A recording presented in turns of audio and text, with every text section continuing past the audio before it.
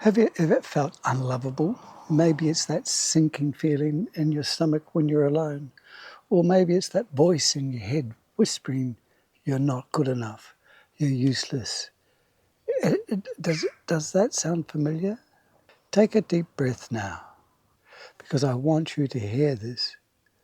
Really hear it. You are lovable just the way you are. Not when you improve, not when you've earned it, not when everything falls into place, but right now, in this very moment. That feeling of being lovable, it usually doesn't come out of nowhere. It grows out of experience, real ones. Moments of betrayal, moments of rejection, abandonment, neglect. Maybe someone made you feel like you had to earn your love and you just couldn't measure up. Those moments start to add up, and your mind, trying to protect you, builds a story, a painful story. I'm broken. I'm too flawed. No one could really love me. You know, when I was growing up as a kid, my mum couldn't cope with motherhood. So we were sort of abandoned, rejected, passed on from family member to family member, and eventually into a home. I mean, until my nan, eventually into a home, until my nan took us in. But that idea of rejection from my mother, well, it wasn't really rejection. She just couldn't cope, but it felt like rejection. Haunted me for years and years and years. And it took me a long time to forgive her and to move on and realize it wasn't me. It wasn't my fault. It wasn't me that I was the reason that she didn't love me, that I wasn't lovable. So these things can linger, but just because that thought is loud doesn't mean it's true. Feelings are real, but they aren't always facts. Sometimes they're just echoes of old wounds, not reflections of who you are now. So what does it really mean to be lovable? It doesn't mean being perfect. It doesn't mean getting everything right. Being lovable means you're worthy of love and connection simply because you're human. You don't have to hustle for love. You don't have to shrink down to a smaller size of yourself. You don't have to perform. You are already enough. Think of someone you love deeply, maybe a friend, a family member, a pet.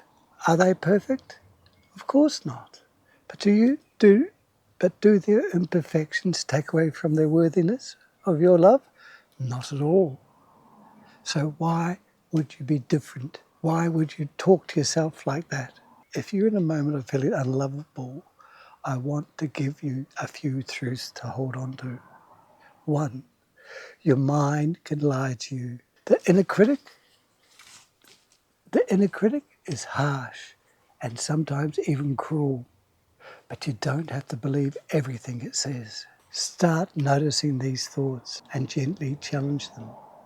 Ask yourself, would you say this to someone you love? 2, you are not alone. So many people carry this same quiet ache.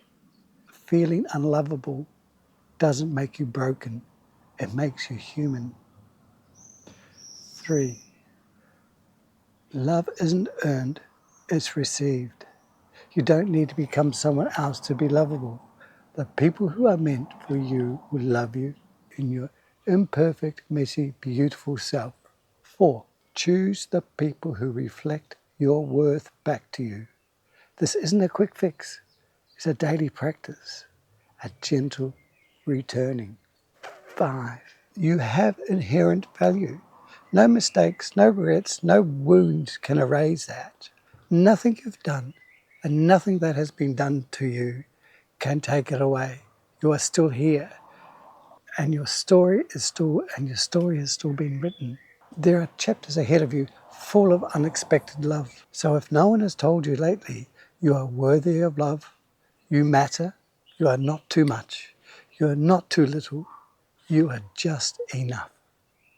And if you're struggling to believe this right now, I will believe it for you until you can believe it yourself.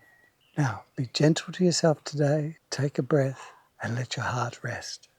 You are so deeply, incredibly lovable, and I hope you never forget that. Hey, I hope you like this little video. Take care of yourself, and thanks for watching. Till next time. Bye.